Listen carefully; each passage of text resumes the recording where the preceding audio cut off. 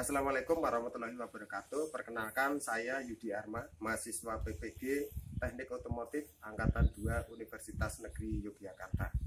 Pada saat ini saya akan mempraktekkan identifikasi dari kendaraan yang sudah menggunakan teknologi EMS. Bagian-bagian utamanya yaitu sensor, ECU, dan aktuator. Nanti yang kedua, saya juga akan mempraktekkan cara mendiagnosis gangguan atau kerusakan yang terjadi pada kendaraan yang sudah menggunakan teknologi EMS ini. Ya, seperti yang kita tahu bahwa kendaraan yang sudah menggunakan teknologi EMS atau fuel injection itu mempunyai 3 bagian utama. Yang pertama adalah sensor yang berfungsi untuk mengambil data dari mesin. Selanjutnya data tersebut dikirimkan kepada ECU. Dan yang kedua itu adalah ECU, Electronic Control Unit. Itu fungsinya adalah mengolah data yang dikirimkan oleh sensor, input dari sensor, untuk selanjutnya data itu diolah dan dikirimkan kepada aktuator supaya aktuator melakukan tugasnya. Dan yang ketiga adalah aktuator. Aktuator di sini berfungsi untuk menerima perintah dari ECU dan selanjutnya melakukan tugasnya masing-masing sehingga kendaraan ini dapat berjalan dengan baik. Nah, sebelum kita memulai praktek kita untuk identifikasi bagian-bagian kendaraan yang sudah menggunakan teknologi EMS ini, saya akan menunjukkan peralatan dan bahan yang digunakan pada praktek saat ini.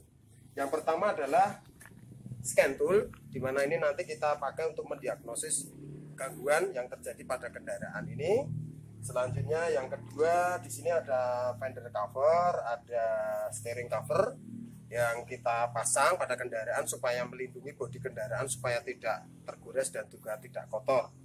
Di sini juga ada caddy tool yang berisi peralatan yang bisa kita pakai untuk praktek kita. Saya juga menyediakan kain lap atau macun untuk membersihkan kendaraan setelah nanti kita pakai praktek.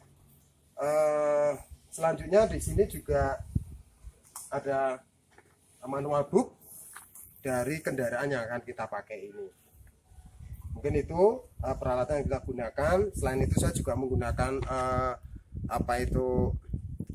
peralatan untuk K3, yaitu saya pakai wear pack, sepatu, dan juga sarung tangan. Bahan yang kita gunakan pada saat ini adalah sebuah kendaraan Suzuki EPV pickup tahun 2014. Nah, kita mulai saja praktek kita pada saat ini. Yang pertama kita buka dulu kendaraan ini. Nah, kita buka kap mobil ini.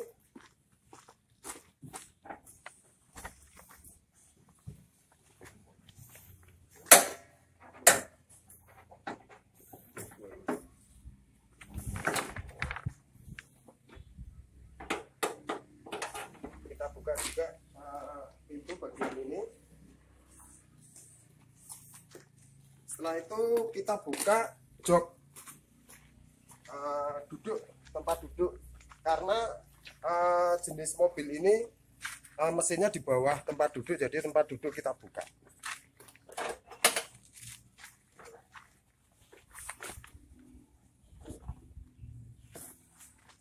Kita pasangkan ya,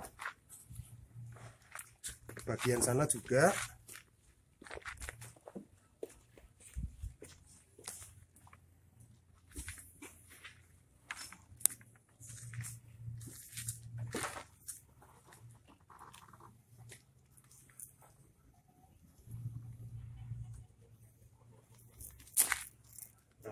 Sudah kita pasang, lanjut kita pasang fender cover dan steering cover.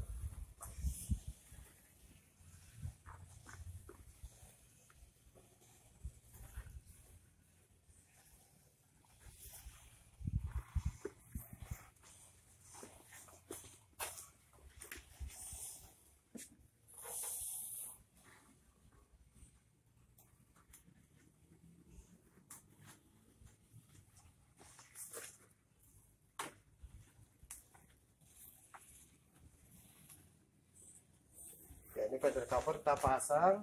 Selanjutnya steering cover sekaligus kita pasang, dan juga penutup tuas persilangan.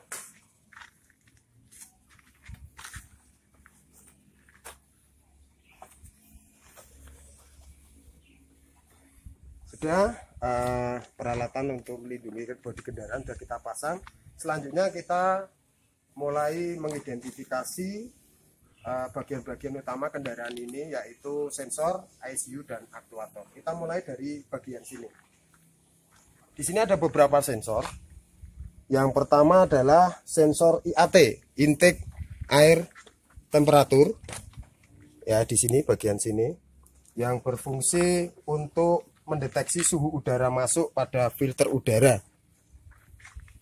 Yang kedua adalah sensor MAP, ini bagian sini ya, manifold absolute pressure sensor, yang berfungsi untuk mendeteksi jumlah tekanan udara di intake manifold.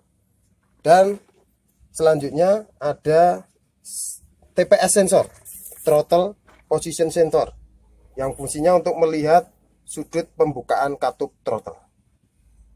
Nah, ini sensor yang kelihatan. Selanjutnya ada juga water temperature sensor. Ini agak tersembunyi ini ya. Itu fungsinya adalah mendeteksi suhu air pendingin mesin. Satu lagi yang di bagian sini adalah bagian bawah, di sini adalah CKP, crankcase position sensor, yaitu untuk melihat sudut putaran poros engkol. Ya, itu sensor-sensor dari bagian kanan kendaraan ini yang bisa kita lihat. Selanjutnya kita pindah ke bagian kiri dari kendaraan ini.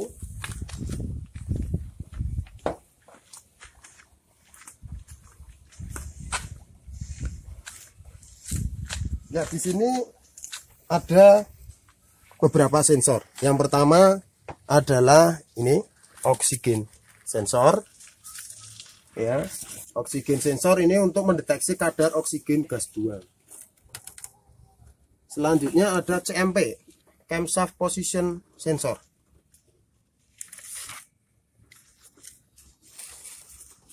Ini. Ya, ini adalah CMP. Fungsinya untuk melihat sudut putaran camshaft. Selanjutnya ada knocking sensor. Ya, terletak di bagian bawah. Nah, knocking sensor ini berfungsi untuk mendeteksi gejala knocking atau getaran pada silinder karena detonasi. Ya, itu tadi adalah sensor-sensor pada kendaraan ini. Selanjutnya kita akan tunjukkan ECU dari kendaraan ini yang terletak di bagian bawah dari dashboard ini, yaitu di posisinya situ.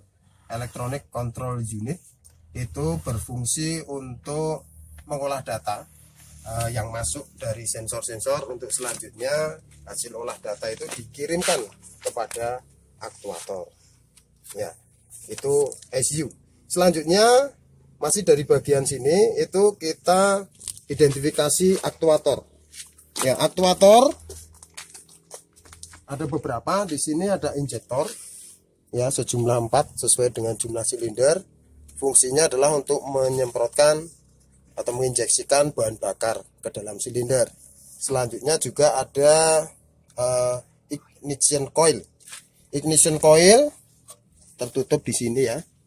Posisinya ini adalah fungsinya untuk meninggikan tegangan 12 volt dari baterai sampai menjadi 25 kV untuk memercikan api pada busi. Nah, selanjutnya ada di bagian depan. Kita lihat ini salah satu aktuator, yaitu kipas pendingin yang fungsinya untuk membantu mendinginkan mesin, yaitu untuk membantu proses melepas panas pada radiator. Nah, lanjut kita ke bagian sini. Itu ada satu aktuator, yaitu ISC, idle speed control. Ini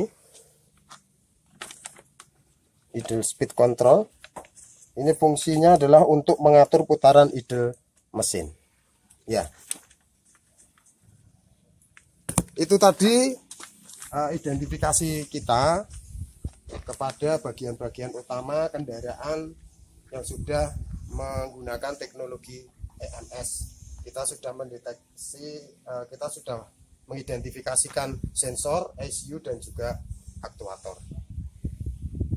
Selanjutnya kita akan melanjutkan dengan mendiagnosis gangguan atau kerusakan yang terjadi pada kendaraan ini menggunakan scan tool.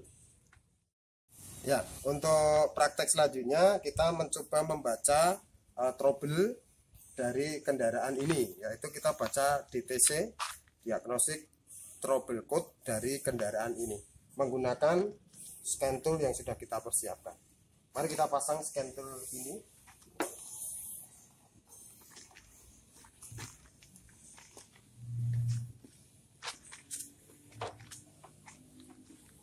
Ya, ini kita pasangkan pada tempatnya biar aman dan mudah digunakan nanti. Ini kita pasang pada soketnya yang terletak di bawah steering ini. Pastikan pemasangannya kencang. Nah, kalau sudah, langkah selanjutnya kita hidupkan scan tool ini. Caranya dengan memutar kunci kontak kendaraan ini pada posisi on. Sudah itu kita hidupkan. Ya, ini proses loading, kita tunggu.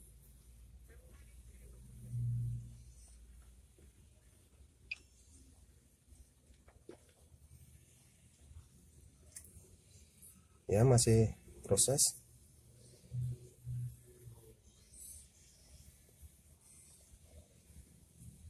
Nah, ini udah keluar, kita klik bagian diagnose.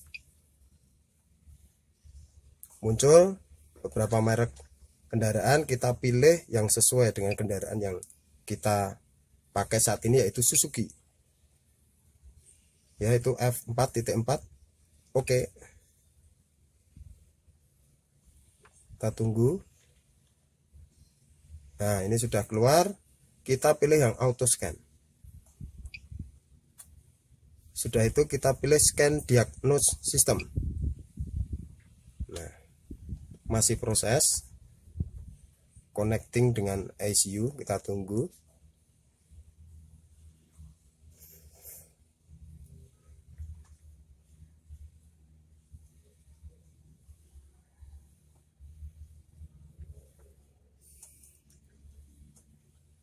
Memerlukan waktu yang cukup lama, masih kita tunggu.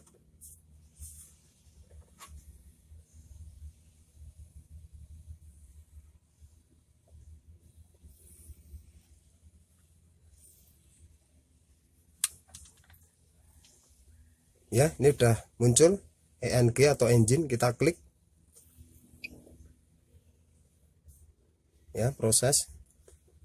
Nah, kita pilih yang MT, manual, sesuai dengan jenis kendaraan kita pakai saat ini. Nah, muncul beberapa option di situ. Kita klik read DTC information.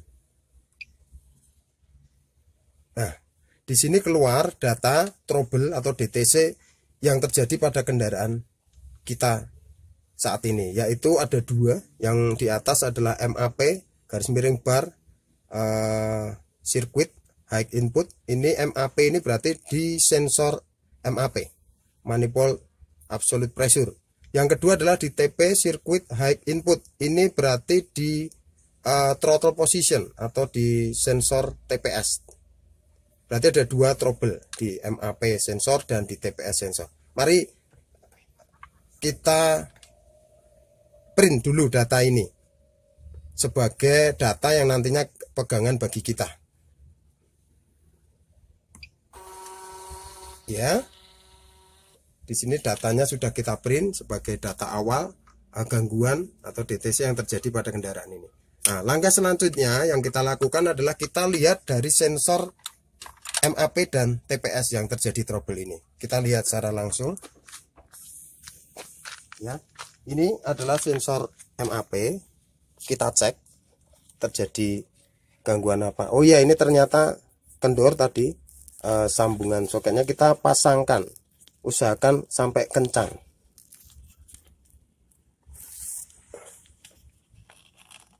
Iya, sudah. Selanjutnya di sensor TPS.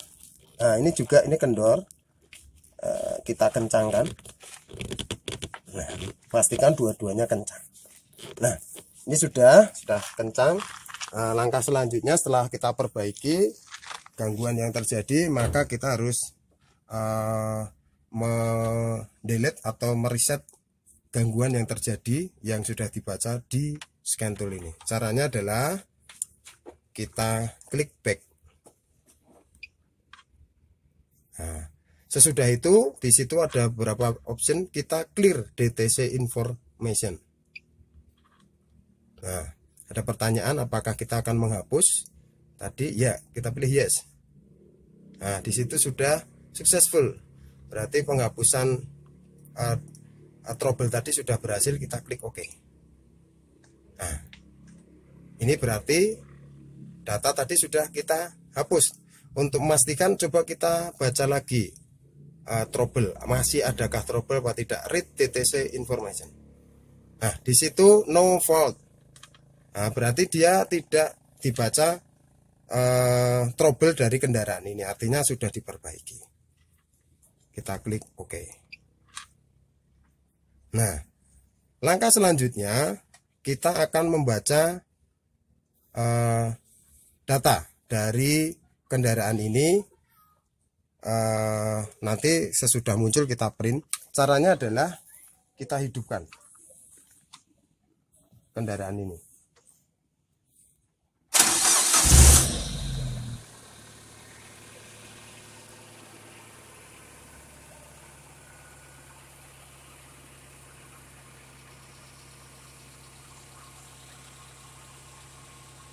Masih proses, kita tunggu.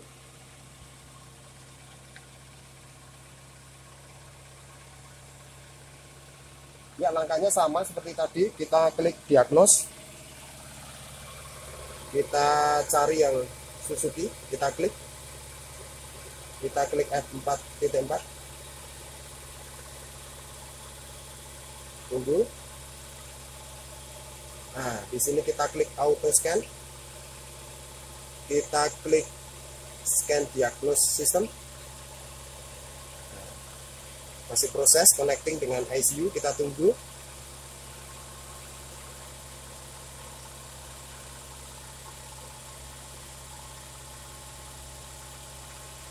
Perlu waktu untuk mengkoneksikan dengan data dari ICU, kita tunggu dulu.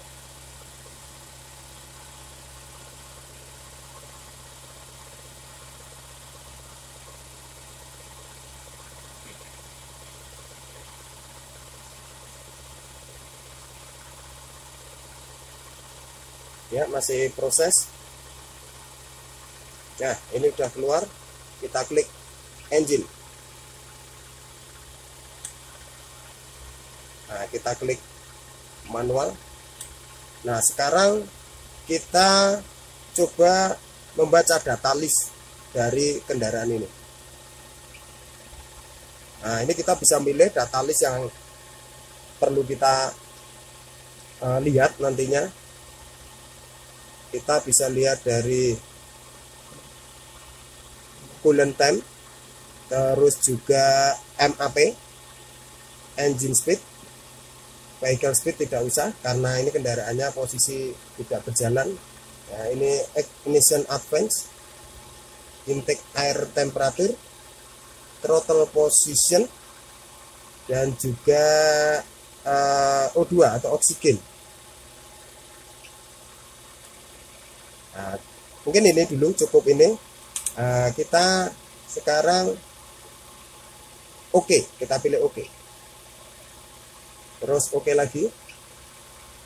Nah, di situ sudah muncul data pembacaan kondisi dari kendaraan ini yang ditunjukkan oleh scan tool kita. Ya, di sini ada coolant temperature adalah nilainya adalah 51 derajat Celcius. Ada MAP di situ tertulis 27 kilo Pascal. Ada engine speednya ada sekitar 900 ya lebih RPM. Ignition advance-nya 12 derajat sebelum TMA. Ada intake air temperatur 33 derajat Celcius. Nah, ini throttle position sensor masih 0% karena memang belum digas ya posisinya. Ada O2 nya ini dalam volt ya 0,6. Nah, ini berubah-ubah ya. Coba sekarang kita gas, apakah pada throttle positionnya berubah apa enggak? Coba kita lihat.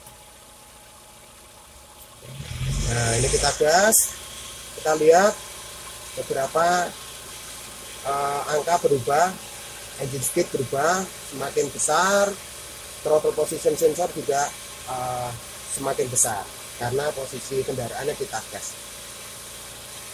Ya, cukup. Nah, selanjutnya data pengukuran ini akan kita print sebagai data yang nantinya akan kita pakai untuk membandingkan dengan kondisi awal ketika terjadi trouble tadi. Jadi langkah selanjutnya kita klik print. Nah, ini sudah di print data dari hasil yang diperoleh oleh scan tool kita ini. Ya. Nah, ini sudah kita print. Langkah selanjutnya kita matikan scan tool kita karena kita sudah berhasil mendapatkan data. Nah, berarti kita klik back. Terus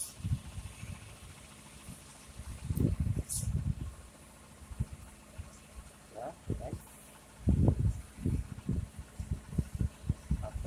Nanti sampai kita matikan.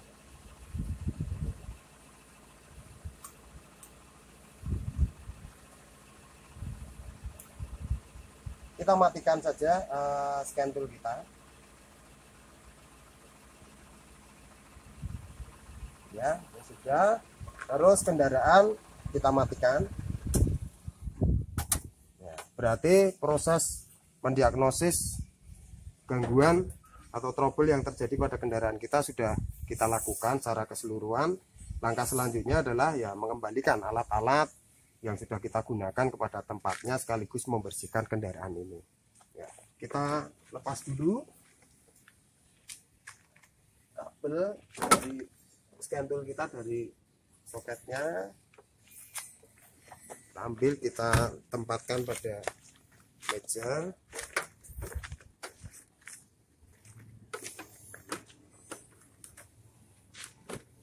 Ya, selanjutnya kita kembalikan posisi tempat duduk. Kita ambil steering cover,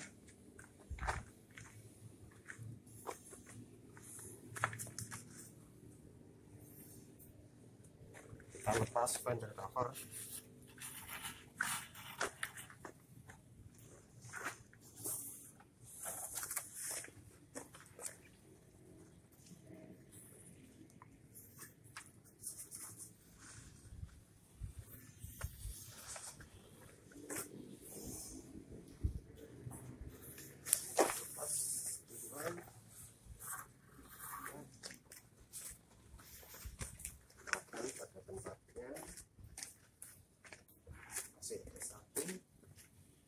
Kita kembalikan tempat duduk yang bagian ini. Ya. Selanjutnya kita tutup kap mobil ini.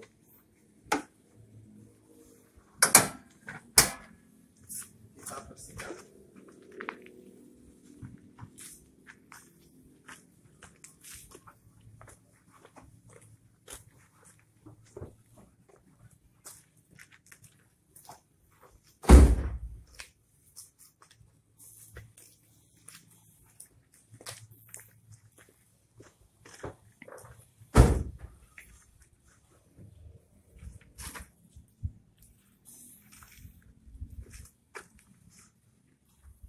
Ya, demikian tadi praktek identifikasi bagian-bagian utama kendaraan yang sudah menggunakan teknologi EMS, yaitu sensor, ECU dan juga aktuator, sekaligus praktek mendiagnosis trouble DTC yang terjadi pada kendaraan ini sekaligus cara memperbaikinya. Mungkin itu yang bisa saya sampaikan pada saat ini. Kurang lebihnya saya minta maaf. Saya akhiri. Wassalamualaikum warahmatullahi wabarakatuh.